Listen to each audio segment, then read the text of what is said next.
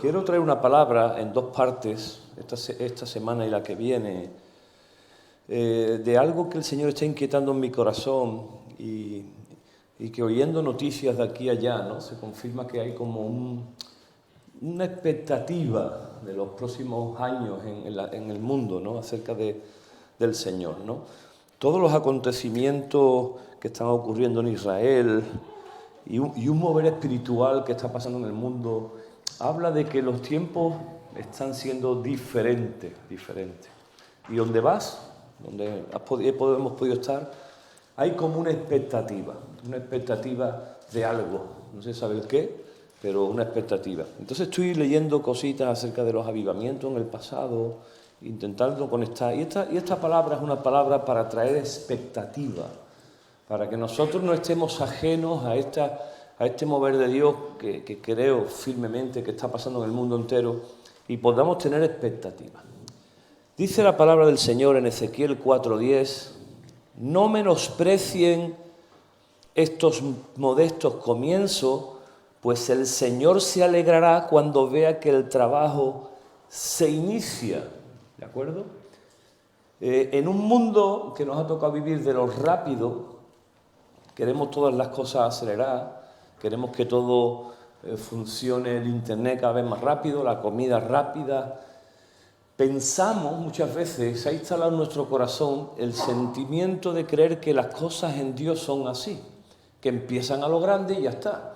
El año que viene, si Dios quiere, haremos 15 años de ministerio en esta casa. Hace 15 años el Señor sembró en nosotros lo que entendimos como un llamado y obedecimos la voz del Señor y estábamos en casa orando varios meses hasta que poco a poco empezó a crecer y hoy pues podemos dar gloria al Señor por lo que es Holium. Y el año que viene, coincidiendo con el 15 aniversario, vamos a tener también, con la ayuda del Señor, algo hermoso. Y yo quiero hablarte esta mañana del poder de la semilla. Quiero hablarte de la semilla porque todo empieza por poco, ¿no? Nada empieza en grande, o sea, en la vida todo empieza con algo muy pequeño. Por eso este texto de Ezequiel dice que los pequeños comienzos tenemos que prestar atención porque pueden dar el resultado de algo mucho mayor, Y aunque parezca poco, aunque parezca, cuando uno va a estos países, a Estados Unidos, y ve esas grandes iglesias, ¿no? Como la iglesia donde hemos estado también, sabéis, nuestros amigos de Lake Point, es una iglesia que empezó con una casa, con 30 personas en una casa, en los años 70 por ahí, y hoy son miles de personas, ¿no? Y uno puede decir, Dios mío, qué barbaridad. Pero todo empieza por algo pequeño. Dice la palabra del Señor, la siguiente es una ilustración que usó, estamos en Mateo 13, el reino del cielo es como una semilla de mostaza sembrada en un campo y siendo la más pequeña de todas las semillas, pero se convierte en la planta más grande del huerto, crece hasta llegar a ser un árbol y vienen los pájaros y hacen nido en las ramas. Fíjate, aquí hay una imagen que el Señor usa muy contundente acerca de esto que te estoy hablando. Está hablando de una pequeña semilla, que de hecho es la más pequeña. Ustedes se creen que los botes de mostaza nacen así en los árboles, ¿no? No, es una pequeña, fíjate, ahí hay una ilustración. Veis un dedo, ¿no? Y veis cómo es de pequeña y cómo realmente eso no es así, ¿no? No es un árbol tan grande, pero ¿cómo puede algo tan pequeño tener tanto potencial en sí mismo? Y hay algo interesante que en lo natural, pero en lo espiritual ocurre. Y es que en la semilla, hablando de lo natural, está encerrado todo su ADN, todo su potencial está encerrado en una pequeña cápsula, ¿no? De tal modo que incluso una semilla la puedes tener cientos de años guardada y cuando la sacas del bote en condiciones óptimas y la planta tiene la capacidad de producir vida, esa pequeña semilla, ¿no? No sé si lo saben ustedes, pero cada país tiene su banco de semillas, por si hubiera una catástrofe en el país, pues pudiera rescatar esa semilla para poder seguir plantando, para que no se perdiera. Lo primero es que todo el potencial está en la semilla. Lo segundo, a la luz también de este texto, es que el propósito de esa semilla sembrada en una tierra es que tiene que llegar a ser útil y de bendición. Una semilla en un bote no tiene sentido. Una semilla en un bote podrá estar años ahí, pero si no se planta, realmente nunca llegará a ser el propósito por el cual fue creado. Pero además no solo eso, sino que la semilla en sí mismo encierra un potencial de multiplicación. La semilla tiene que generar otra semilla para que pueda continuar pues esa cosecha, ¿verdad? Así que fíjate tú, estas tres cosas, el potencial está en la semilla, tiene el propósito de ser útil, de ser de bendición y tiene que tener un factor de multiplicación. Por eso cuando Jesús se va a la higuera y la encuentra que no tiene fruto, acuérdate ese texto, el Señor la maldice. Es un texto muy duro, porque dice, teniendo que haber fruto, yo puse en ti, en esa semilla, todo el potencial de crecer. ¿Para qué? Para que un día alguien vaya a tu árbol y agarre un fruto de tu vida. Pero no solo eso, si además si no hay fruto, esa higuera ya no se va a multiplicar. Va a morir, cuando pase el tiempo va a morir y no va a quedar ningún resto de lo que ella fue. Jesús mismo en Juan 12:23 dice, ya ha llegado el momento para que el Hijo del Hombre entre en su gloria. Les digo la verdad, el grano de trigo, a menos que sea sembrado en la tierra y muera y quede solo, queda solo. Sin embargo, su muerte producirá muchos granos nuevos y una abundante cosecha de nuevas vidas. Jesús, hablando de sí mismo, habla de esto, ¿no? Y dice, no hay otra manera de que mi vida, la vida de Jesús, dé fruto y genere otra generación si yo no muero. Interesante. Y eso ocurrió. Jesús fue sembrado, sepultado, al tercer día resucitó y por eso hoy estamos diciendo cuán hermoso tu nombre es. Por eso el Evangelio ha llegado hasta nuestras vidas, porque Jesús mismo dio su vida, la entregó, fue muerto. Y lo que Jesús está haciendo aquí ni más ni menos que hablar de esa potencia que tiene, que puede llegar a tener la semilla en sí mismo. ¿De acuerdo? Vamos a movernos en el capítulo 13 de Mateo, que es un capítulo ciertamente agrícola. Jesús, muchas veces en la palabra, vemos que usa términos naturales para traer principios espirituales. ¿Para qué? Para que nosotros con nuestras mentes naturales logremos entender lo que es espiritual. Hay una conexión entre lo natural y lo espiritual.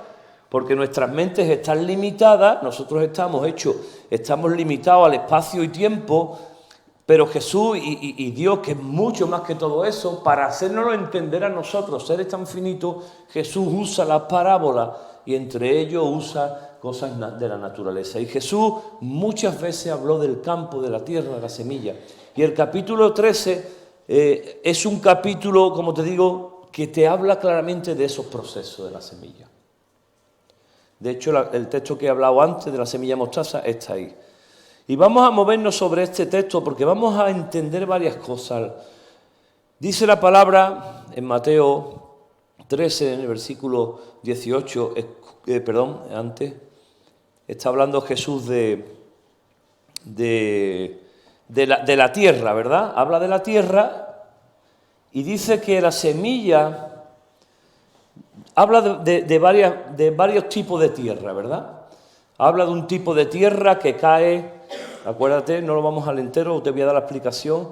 Dice que cae en un camino y los pájaros vienen y se lo comieron. Dice que otros cayó en tierra poca profunda, pero las plantas se marchitaron bajo el calor del sol, como no tenían raíces profundas, murieron. Otras semillas cayeron entre espinos, los cuales crecieron y ahogaron los brotes, pero dice que otras semillas cayeron en tierra fértil y produjeron una cosecha del 30, 60 y hasta 100 veces más. Número 1, la semilla tiene que caer en tierra para que florezca. tiene que encontrar un hábitat que reúna las condiciones para que la semilla brote. Y Jesús dice que esa semilla, hablando del reino, puede caer en un lugar, en una tierra, como es la primera, que es una tierra dura, y pudiera ser también un corazón duro, ¿no? Una persona con un corazón duro, donde se le siembra el reino de Dios, y dice que llegan los pájaros porque no logra penetrar dentro de la tierra. Los caminos, dice que cayó en un camino, pues los caminos son siempre regularmente de tierra dura, están hechos así, ¿para qué? Para que pueda transitar por ahí los caballos, los carros o lo que sea.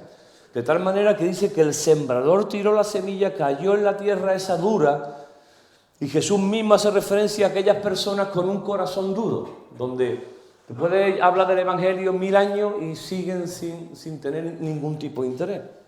Y dice que llegaron los pájaros y se comieron la semilla. Dice que hubo otro tipo de tierra que era poca profundidad porque tenía debajo roca. Y es posible también el tipo de persona que sí a priori se emociona, tiene ese encuentro con la gracia, tiene ese momento con el reino de Dios, pero luego no profundiza, las raíces no profundizan. ¿Y qué ocurre?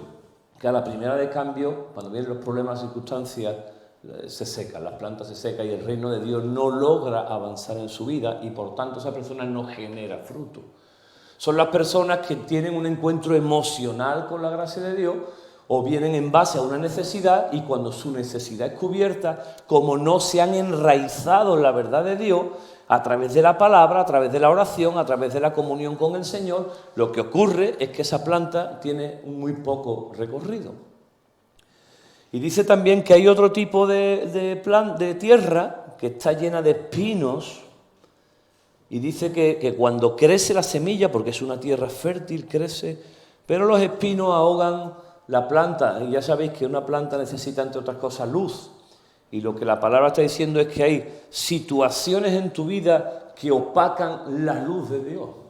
Y es el tipo de persona que tiene una tierra fértil, quiere amar la palabra de Dios, se crece en su vida, hay unos pequeños brotes, pero de pronto empiezan a haber espinos en su vida, que pueden ser las circunstancias, pueden ser los problemas, pueden ser las cosas de este mundo, de tal manera que todo eso ahoga que la luz de Dios entre. Igualmente es una tierra que no da fruto. Pero dice que hay una tierra fértil, que hay una tierra que abraza la palabra, que abraza el reino, que abraza esa semilla, que no simplemente la deja que caiga ahí y ya está, sino que la abraza de tal manera que permite que esa semilla crezca en su vida y dé el fruto deseado.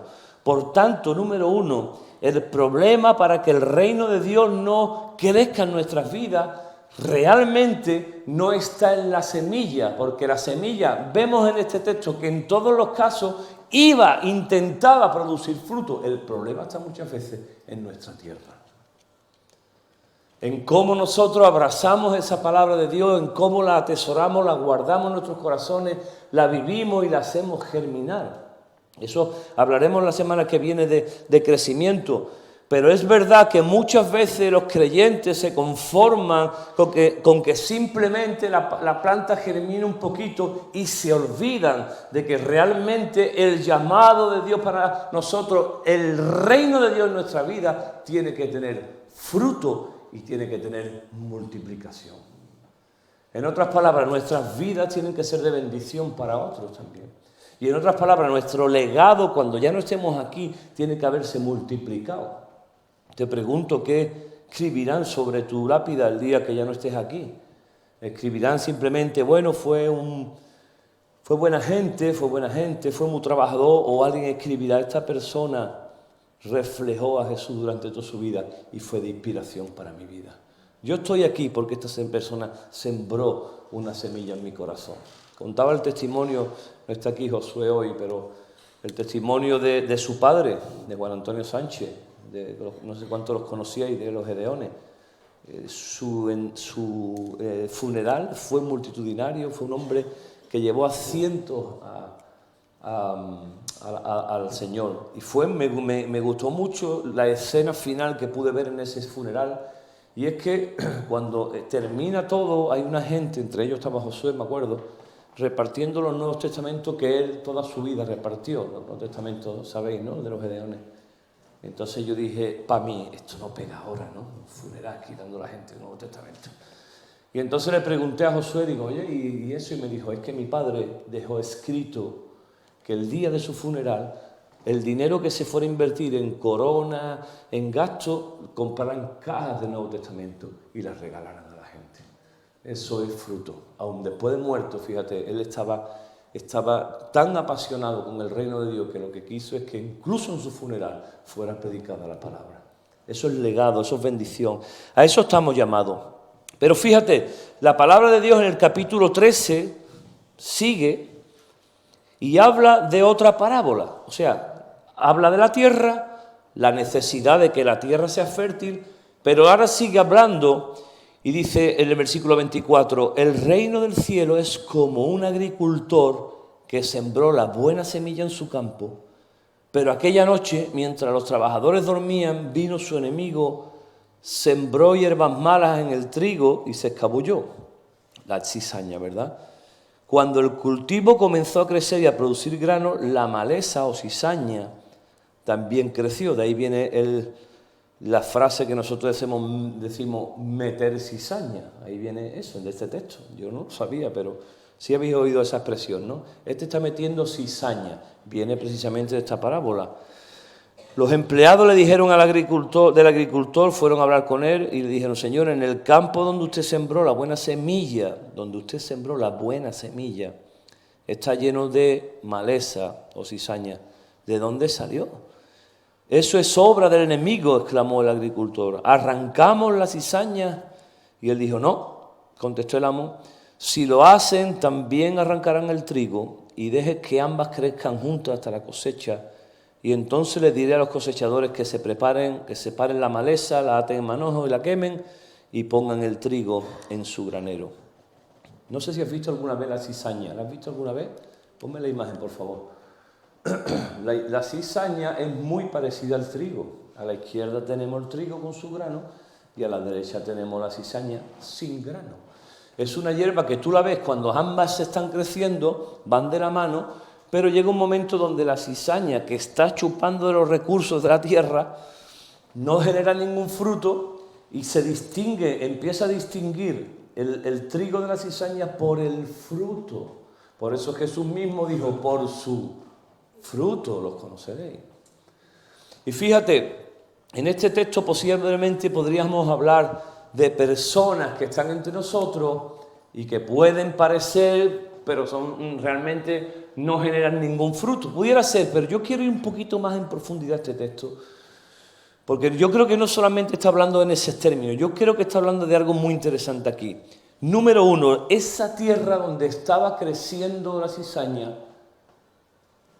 por el texto en sí podemos determinar nosotros que era una tierra muy buena.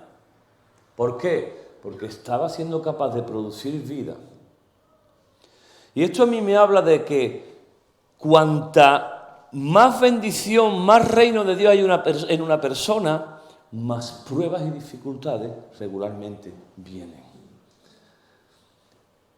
Y este texto está hablando precisamente, a mi entender, de que las dificultades de la vida, los avatares, las pruebas, van a seguir coexistiendo con el reino de Dios en nuestras vidas. De tal manera que cuanto tú más fruto dé, más buena tierra sea, más cizaña más puede crecer en tu corazón o en tu vida. Es curioso eso, porque la mala tierra no produce mala hierba, no produce nada. Pero la buena tierra también puede albergar dificultades. Por eso mismo en Santiago 1:2 dice, amados hermanos, cuando tengan que enfrentar cualquier tipo de problema, considérenlo como un tiempo para alegrarse mucho, porque ustedes saben que siempre se pone a prueba la fe y la constancia tiene una oportunidad para desarrollarse. Así que una buena tierra es una tierra no solo que produce buenos frutos, sino que posiblemente también tenga muchas luchas, muchas dificultades. Y entonces se hace Este texto cobra una razón importante de la manera que cuando nosotros veamos las pruebas y las dificultades en nuestra vida, entendamos que Dios está permitiendo también crecer esa cizaña, pero que llegado un momento el agricultor separará esa cizaña y lo que va a quedar de nosotros, si es que hay, es el fruto. Y eso va a coexistir con nosotros siempre. Estos evangelios rosa que a veces se predica, que dice, tú ven al Señor, que todo te iba a ir bien, yo no creo que eso sea así.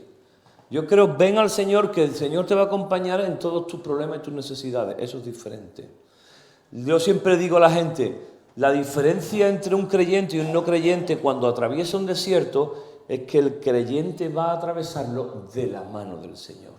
Y ahí es donde el creyente va a encontrar lo que necesita. Va a encontrar la sanidad, va a encontrar el agua, va a encontrar todo. La diferencia de pasarlo sin el Señor es que vas a intentar buscar agua por todos los lados y finalmente en muchos casos desfallecerás.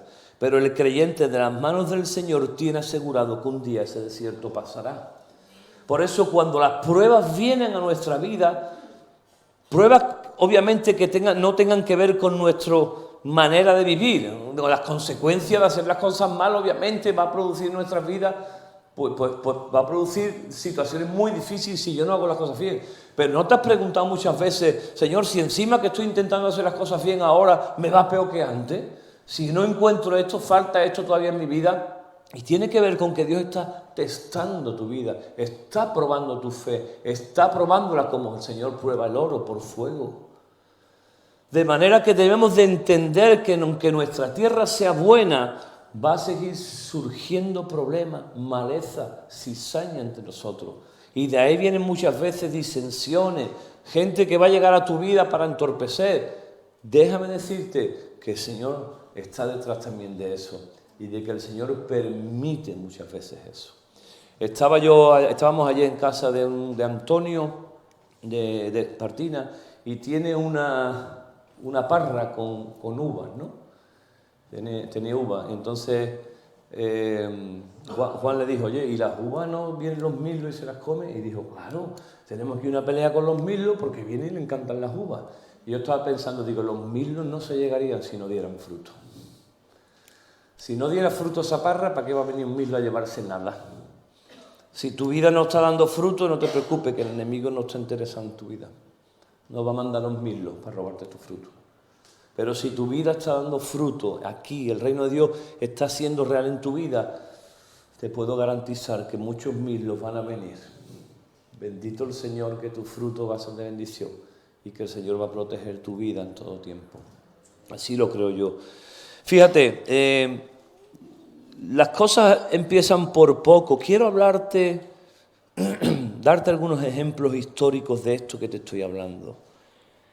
Estoy leyendo acerca de los avivamientos en el mundo pasado, en el pasado. Y quiero darte algunos ejemplos de cómo estos principios de la semilla, de la tierra, hicieron cosas increíbles, ¿no? En el siglo XIX, por ejemplo, principio del siglo XX, en Gales, en Reino Unido, antes en el siglo XIX, 4 chavales sin formación teológica, también en Reino Unido, en Escocia, 4 chavales se convierten al Señor, se entregan al Señor. Van por la calle, alguien les predica, se encuentran los 4 del Señor y coinciden los 4. Y estos 4 chavales, del siglo XIX, sienten una necesidad de orar por la nación, recién convertidos, sin teología ninguna, sin haber ido a ningún seminario, nada, recién convertido, pero el Señor pone en su corazón la necesidad de orar por su nación que estaba atravesando un tiempo muy difícil, siglo XIX. 4 chavales nuevos, sin formación, nuevos. Ellos comienzan casi diariamente a juntarse en un pequeño localcito a orar por su nación. 4 chavales. De esos 4 chavales alguien llegó después. ¿Qué estáis haciendo? Estamos orando. ¿Por qué estáis orando? Estamos orando por nuestra nación. Porque entendemos que Dios quiere algo para nosotros, para esta nación. Esto no puede ser así. De esos 4 pasaron a 40, de 40 a no sé cuánto, y se calcula que más de 100.000 personas llegaron en esos días al Señor, en un avivamiento que comenzó en el corazón de 4 chavalitos que apenas sabían ni de teología ni de nada. Pero Dios vio que era buena tierra y Dios usó esos 4 chavales para tener un gran avivamiento. En el siglo XX, en principio, un joven en Gales llamado Robert Evans, un minero, trabajaba en la mina. Él en un momento de oración ferviente le dijo al Señor: Señor, dame 100.000 almas, le dijo. ¿Qué valor tiene que tener para eso? Dame 100.000 almas, Señor. En esos tiempos, principios del siglo XX, la nación estaba fatal, todo lo que tenía que ver con la postindustrialización, había mucho alcoholismo porque la gente trabajaba muchísimo. O sea, imagínate, los niños trabajaban en las minas, las familias, los obreros estaban tan quemados que se gastaban el dinero después en el bar y no tenían las familias para comer. Era una situación realmente trágica. Y dice que este hombre empezó a orar y a compartir el evangelio entre sus compañeros de la mina. Dice que en medio allí del trabajo que estaban picando, él ponía a predicar a los mineros que estaban allí. Muchos los maldecían, mucho tal, pero este hombre se empecinó, entendió que Dios quería un cambio para su nación. Como consecuencia de eso, el hombre empezó a compartir el evangelio en las calles y se calcula que más de 200.000 personas se entregaron en aquellos días al Señor. Como consecuencia de eso, esto está en la historia escrito. Esto es historia lo que te voy a contar. Dice que el equipo de fútbol lo tuvieron que cancelar porque ya nadie iba. Los teatros, debido a la baja asistencia, cerraron. Los bares también tuvieron que ir cerrando. Las prostitutas comenzaron en las calles a tener estudios bíblicos. Se juntaban, se entregaron al Señor y empezaron a usar la Biblia. La gente comenzó a pagar sus deudas. ¿Por qué? Porque como ya no se lo gastaban en el bar, la gente empezó a salir de su agonía económica. Dice que los trabajadores, escucha esto que interesante, los trabajadores de las minas se salvaron y comenzaron a cambiar su lenguaje sucio y vulgar que tenían. Como las mulas estaban acostumbrados a ese lenguaje vulgar, cuando les hablaban a las mulas, ahora bien, él decía: señora mula, ¿tiene usted la amabilidad de llevar para allá el carbón? Le dice que las mulas no entendían.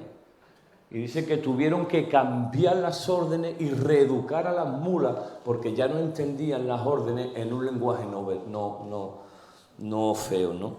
Imagínate, esos avivamientos, eso transforma una sociedad como la transformó en aquel tiempo. ¿Qué decir del avivamiento en la calle Azusa? Unos hermanitos afroamericanos también, llamados Seymour, también igual, empezaron a orar, a clamar a Dios en un local pequeñito en la calle Azusa en Los Ángeles.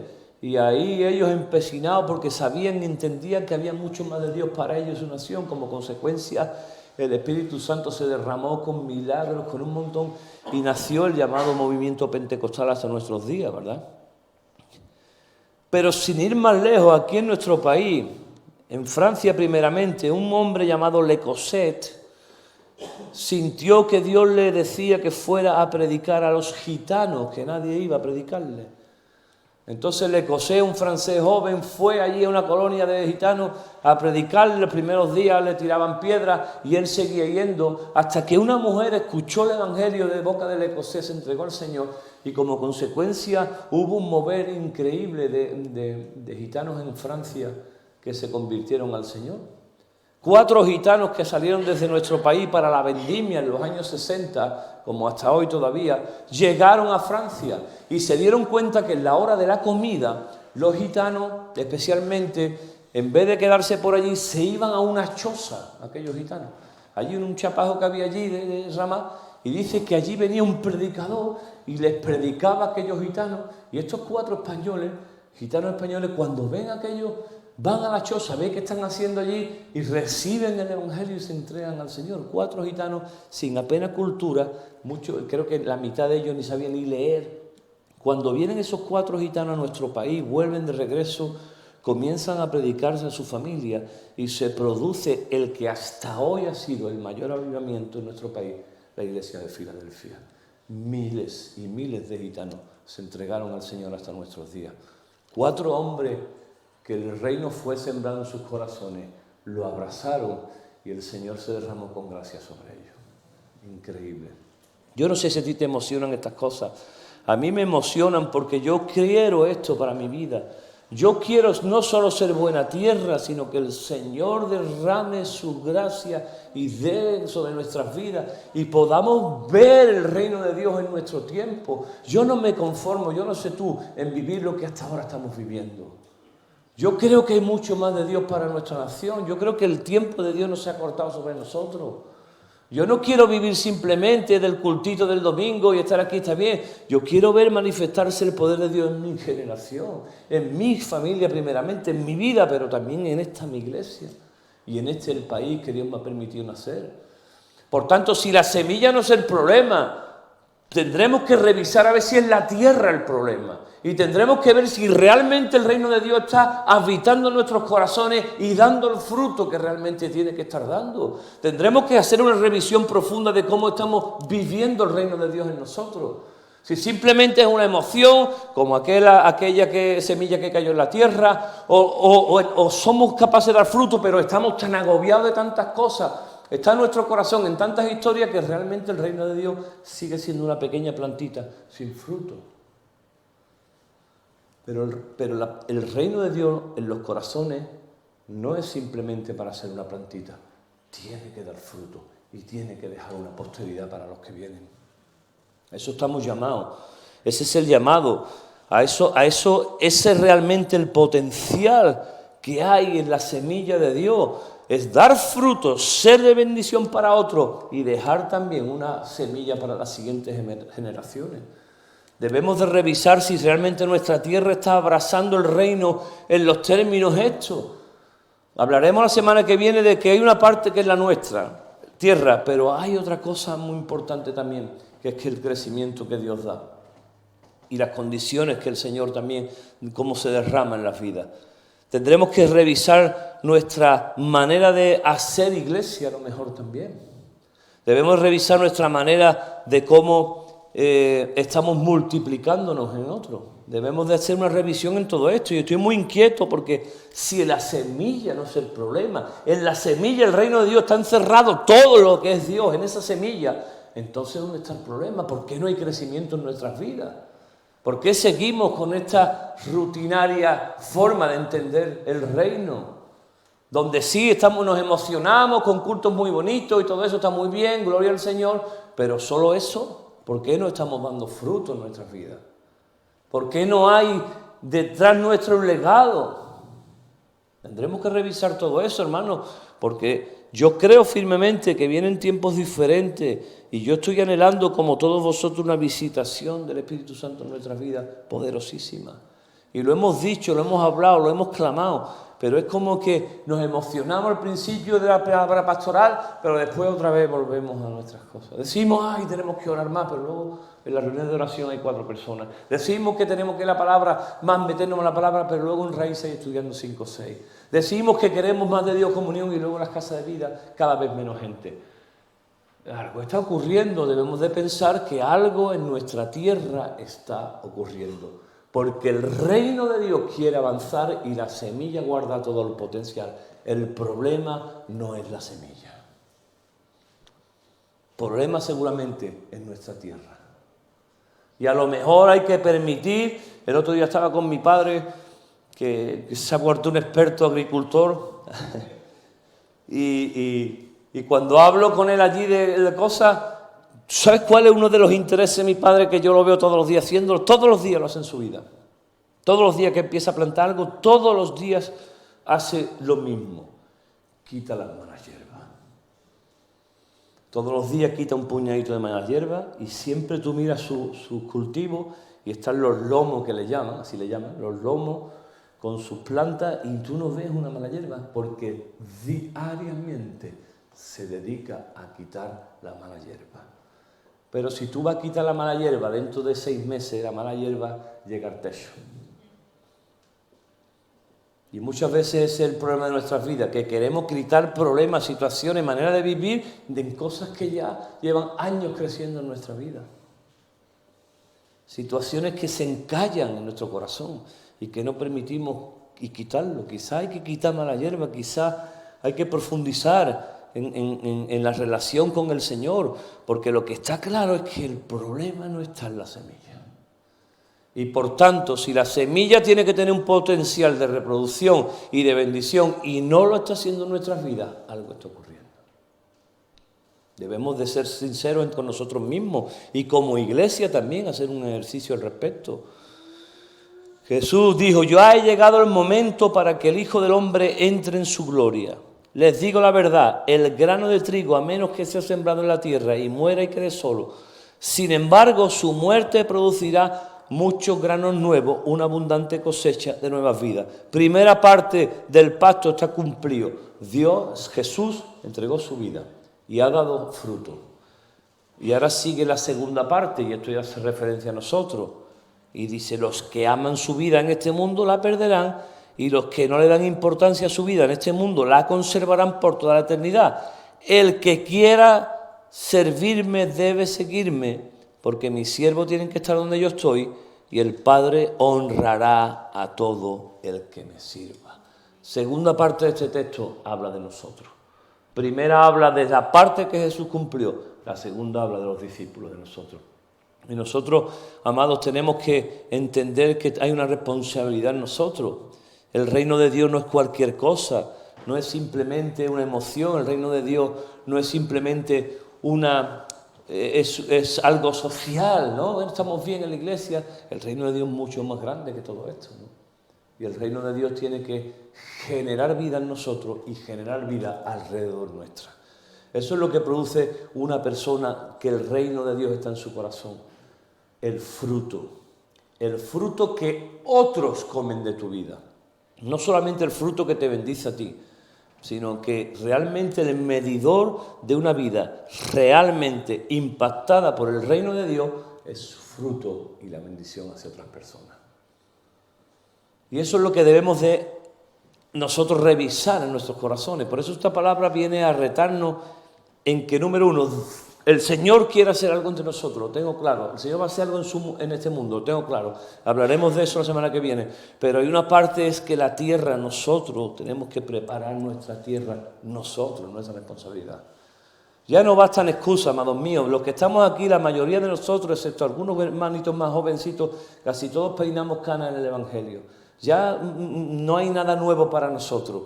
Ya no es cuestión de que es que yo no lo sabía. No, sí lo sabíamos, pero hemos cambiado nuestra forma de vivir. Ayer venía con Isa, veníamos de un sitio en el coche y estábamos pensando los tiempos pasados que vivimos cuando éramos jóvenes, ¿no? En el primer amor que vivimos nosotros. Y llegamos a una reflexión los dos y le dije: gorda, en aquel tiempo sabíamos mucho menos que hoy, pero nuestro corazón estaba mucho más apasionado que hoy.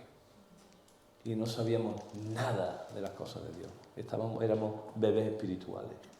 Pero había tanta expectativa de lo que Dios quería hacer, había tanta pasión, tanto gozo, teníamos que todo nos parecía increíble. Sin embargo, ahora sabemos mucha teología, sabemos vivir muchas cosas, hemos estado y resulta que de poco en verdad ha servido, ¿no? Cuando lo que necesitamos es volver a ese primer amor. Yo lo anhelo en mi corazón y lo anhelo para esta iglesia. Yo no sé tú, pero yo creo y quiero un mover de Dios para nosotros. Si el Señor va a hacer algo en este país, nosotros tenemos que estar ahí, hermano. Nosotros no podemos quedar atrás.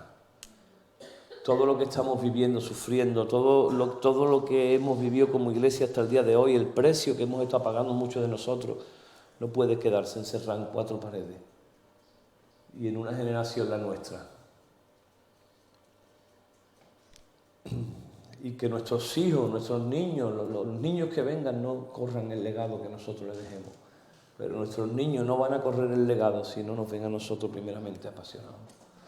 Y si Dios va a hacer algo entre nosotros, que lo creo firmemente y para eso estamos preparándonos, debemos de hacer cambios profundos en nuestra vida. Debemos de dejarnos, perdóname por la expresión, de muchas tonterías.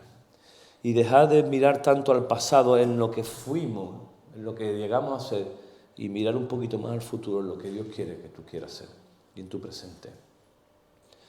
que las heridas, las vivencias del pasado sirvan para agradecer al Señor, sirvan como impulso, pero nunca para atrasar, para frenar, para traer dolor a nuestras vidas.